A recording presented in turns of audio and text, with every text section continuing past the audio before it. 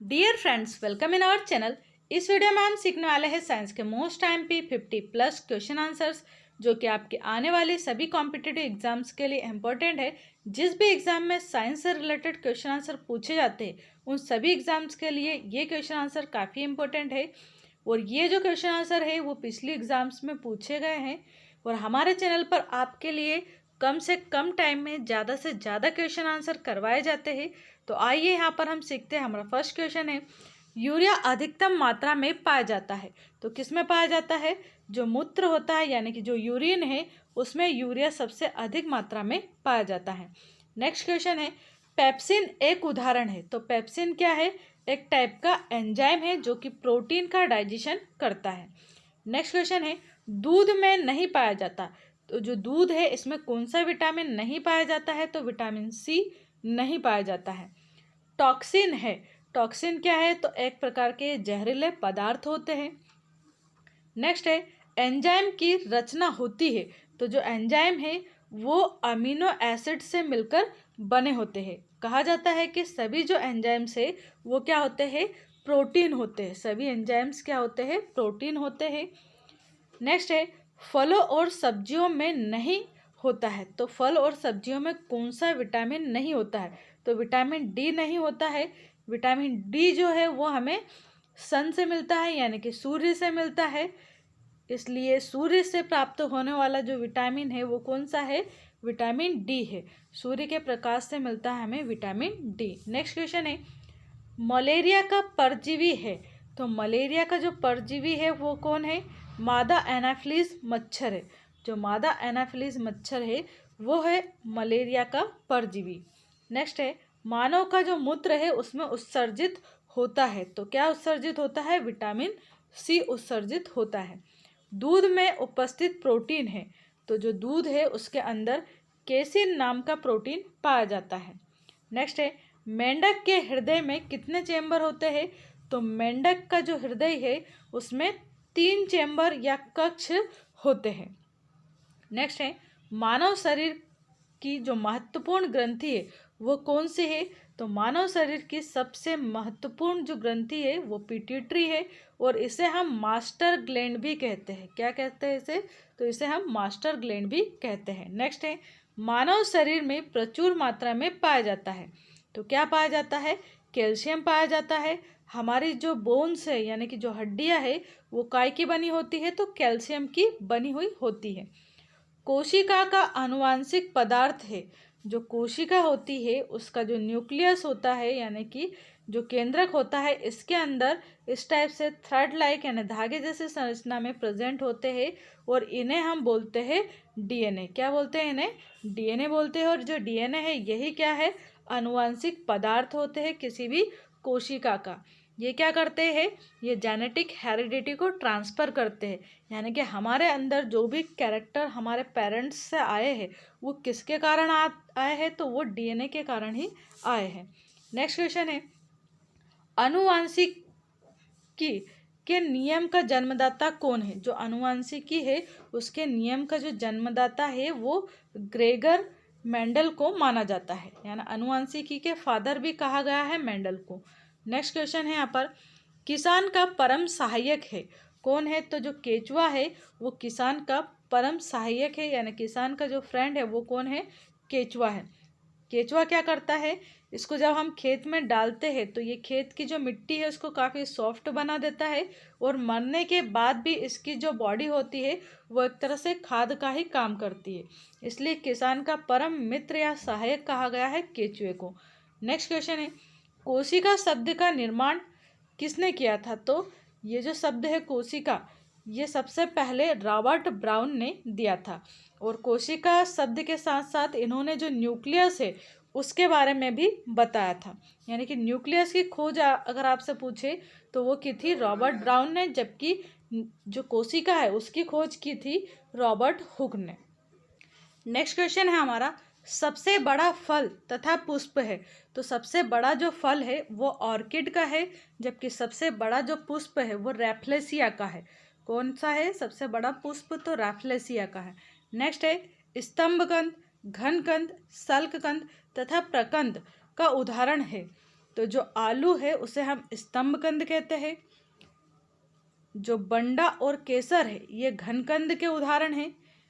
जो सल्ककंद है इसके अंतर्गत आता है प्याज, जबकि प्रकंद के अंतर्गत आते हैं अदरक और हल्दी। जो अदरक और हल्दी है ये दोनों ही क्या है, प्रकंद होते हैं। नेक्स्ट क्वेश्चन है, अमरूद, अंगूर, शरीफा तथा टमाटर के खाने योग्य भाग है। तो इन सभी के जो खाने योग्य भाग है वो क्या है, फल भित्ति है। क्या है, फल भित्ति, यानी फल की जो भित्ति है वो हम खाते हैं अमरूद, अंगूर, शरीफा और टमाटर के अंदर। नेक्स्ट है, आम, पपीता तथा बेर में खाने योग्य जो भाग है वो क्या है, तो मध्य जो फल की जो भित्ति होती है, यानी कि बीच की जो फल भित्ति है वो हम आम, पपीता तथा बेर में खाते हैं। नेक्स्ट क्वेश्चन है, अदरक तथा आलू के खाने योग्य भाग है। तो अदरक और आलू में हम जो इसका तना होता है वो खाते हैं, यानी कि जो आलू और अदरक है वो क्या है, एक प्रकार के तने हैं यानी स्टेम है। नेक्स्ट है, मानव शरीर में रक्त की जो मात्रा है वो कितनी होती है, यानी कि जो हमारे शरीर का भार होता है उसके कंपेयर में अगर हम परसेंटेज वाइज देखें तो हमारे रक्त का जो भार है वो लगभग 7% होता है। कितना होता है, लगभग 7% जो है भाग जो है वो हमारा रक्त होता है हमारे शरीर में। नेक्स्ट देखते हैं, नेक्स्ट क्वेश्चन है यहाँ पर कि मानव के मस्तिष्क का जो वजन है वो कितना होता है। तो 1350 से 1400 ग्राम के लगभग वजन होता है मनुष्य के मस्तिष्क का। नेक्स्ट है, ऊंट की गर्भावधि होती है, यानी कि ऊंट का जो गर्भकाल है वो कितना होता है, तो 320 से 350 दिन का होता है ऊंट का गर्भकाल। वही अगर हम देखें गाय का जो गर्भकाल है वो होता है 280 दिन। कितना होता है गाय का गर्भकाल, तो 280 दिन होता है। जबकि जो भैंस है उसका जो गर्भकाल है यानी कि गर्भावधि है वो कितनी होती है, तो 300 होती है। ठीक है, 300 दिन की होती है। नेक्स्ट क्वेश्चन देखते हैं, पैतृकता सिद्ध करने में सहायक है। तो पैतृकता सिद्ध करने के लिए डीएनए और फिंगर प्रिंटिंग सहायक होती है, यानी डीएनए के द्वारा हम पैतृकता सिद्ध कर सकते हैं, बता सकते हैं कि कोई भी बच्चा जो है उसके पेरेंट्स कौन है। अगर कोई बच्चा गुम जाता है तो डीएनए टेस्ट के द्वारा यानी फिंगर प्रिंटिंग टेस्ट के द्वारा पता किया जाता है कि इसके रियल में जो माता पिता है वो कौन है। नेक्स्ट है, दूध में पाई जाने वाली शर्करा है। तो लैक्टोज नाम की जो शर्करा है वो पाई जाती है दूध के अंदर। नेक्स्ट है, मूत्र का निर्माण होता है। तो हमारे शरीर में जो मूत्र है उसका निर्माण होता है वृक्क यानी कि किडनी में। कहाँ पर होता है, वृक्क में यानी कि किडनी में। नेक्स्ट है, सबसे लंबा जो कृमि है यानी कि वर्म है वो कौन सा है, तो टेप वर्म होता है सबसे लंबा। प्रकाश वर्ष मात्रक है, किसका मात्रक है, प्रकाश वर्ष, तो ये दूरी का मात्रक है। नेक्स्ट है, कपड़ा सुखाने तथा दूध से मक्खन निकालने वाली जो मशीन है वो कार्य करती है, तो वो अपकेंद्रीय बल के सिद्धांत पर कार्य करती है। एक अश्व शक्ति बराबर होती है। तो एक अश्व शक्ति जो है वो किसके बराबर होती है, तो एक अश्व शक्ति होती है 746 वॉट के। एक अश्व शक्ति बराबर होता है 746 वॉट। ये जो क्वेश्चन है वो मोस्ट आईएमपी है, कई बार एग्जाम में पूछा भी गया है। नेक्स्ट क्वेश्चन है, जल का घनत्व अधिकतम तथा आयतन न्यूनतम होता है। तो 4 डिग्री सेल्सियस पर जो जल है उसका घनत्व अधिकतम तथा आयतन न्यूनतम होता है, और ये भी मोस्ट आईएमपी क्वेश्चन है, कई बार एग्जाम में पूछा जा चुका है। नेक्स्ट है, पदार्थ का लघुत्तम अंश क्या है, तो क्वार्क जो है वो पदार्थ का लघुत्तम अंश होता है। नेक्स्ट है, लेंस की क्षमता का मात्रक है। तो जो लेंस है उसकी क्षमता का जो मात्रक है वो डायप्टर होता है। क्या होता है, डायप्टर होता है। ये क्वेश्चन भी आईएमपी है और एग्जाम में पूछा गया है। नेक्स्ट है, इंद्रधनुष के बीच का रंग होता है। तो इंद्रधनुष में जो बीच का रंग है वो होता है हरा रंग। कौन सा रंग होता है, हरा रंग जो है वो इंद्रधनुष के बीच का रंग होता है। नेक्स्ट है, रंग का प्रकीर्णन निर्भर करता है। तो जो रंग है उसका जो प्रकीर्णन है वो रंग के तरंगदैर्ध्य पर निर्भर करता है। नेक्स्ट क्वेश्चन है, रेटिना पर बना प्रतिबिंब होता है। तो रेटिना पर जो प्रतिबिंब बनता है वो वास्तविक बनता है, उल्टा बनता है तथा वस्तु से छोटा बनता है।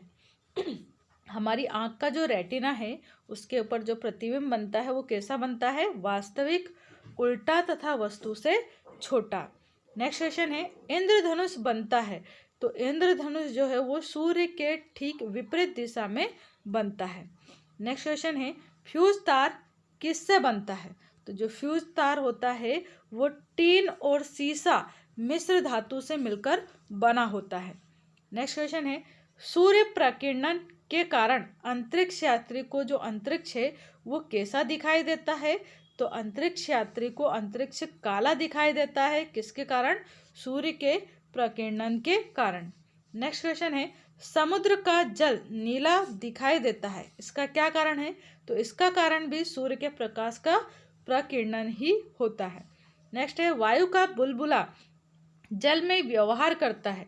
तो जो वायु का बुलबुला है वो जल में एक अवतल लेंस की भांति व्यवहार करता है। नेक्स्ट है, तारे के टिमटिमाने का क्या कारण है? तो जो तारे हैं वो प्रकाश के अपवर्तन के कारण टिमटिमाते हैं। नेक्स्ट है, हीरा का चमकना तथा मृग मरीचिका का बनना, इसका क्या कारण है? तो पूर्ण आंतरिक परावर्तन के कारण हीरा चमकता है और जो मृग मरीचिका है वो हमें दिखाई देती है। तो मृग मरीचिका क्या होती है? जैसे अगर हम रेगिस्तान में जाएं तो हमें दूर से ऐसा दिखाई देता है कि जैसे दूर कहीं पर वहाँ पर तालाब भरा हुआ है पानी का, और जब हम उस तालाब के पास में जाते हैं तो वहाँ पर केवल रेत चमकती है। जो रेत है वो उसके ऊपर जब प्रकाश गिरता है और उसका पूर्ण रूप से आंतरिक परावर्तन हो जाता है तो हमें रेत जो है वो पानी के समान चमकती हुई वहाँ पर दिखाई देती है, और इसी को कहते हैं मृग मरीचिका। ठीक है, तो ये थे यहाँ पर हमारे आज के most IMP 50+ questions. I hope आपको वीडियो अच्छा लगा होगा। अगर वीडियो अच्छा लगे तो चैनल को सब्सक्राइब एंड वीडियो को लाइक करना नहीं भूलिएगा। And thank you so much for watching this channel. Thank you.